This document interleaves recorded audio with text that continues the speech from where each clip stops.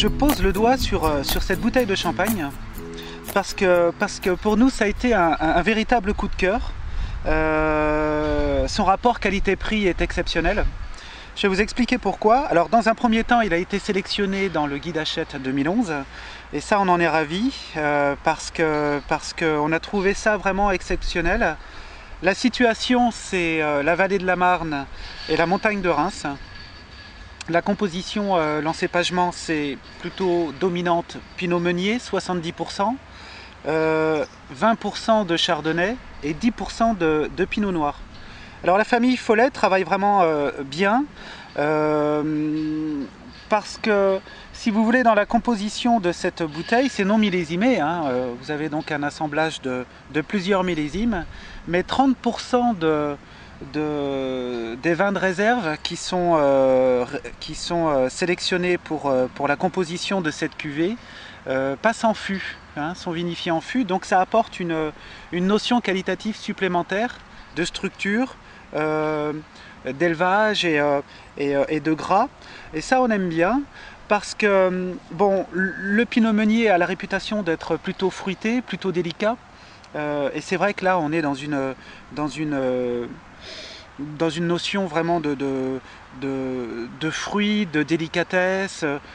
C'est pas du tout pesant au nez. On a des arômes de pêche, des arômes d'abricot, de brioché, mais dans la notion un peu comme le Petivier, cette crème d'amande qui est très intéressante.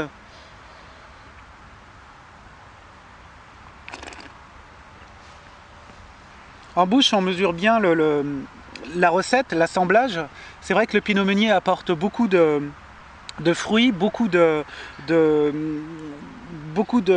choses un peu digestes. C'est très agréable en bouche. Le Chardonnay confère à cette dégustation une bulle très fine.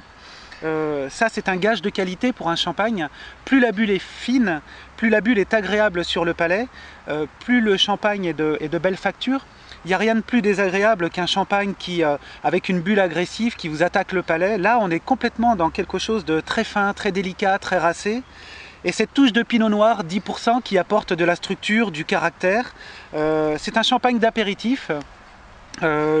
Pourquoi? Parce qu'on est vraiment sur un produit qui fait saliver, qui excite les papilles. C'est vrai que ça prépare le palais avant un bon repas. On pourrait aussi l'accompagner avec des poissons, mais des poissons grillés, style dorade, style saumon grillé. Ce qui est intéressant pour terminer cette dégustation, c'est la longueur en bouche. Les arômes qui restent en bouche en fin de dégustation, qui sont largement longs sur le fruit, avec des notes de fraîcheur un peu mentholées. Non, c'est une très belle réalisation et vous pouvez véritablement me faire confiance, cette cuvée est un véritable petit bonheur.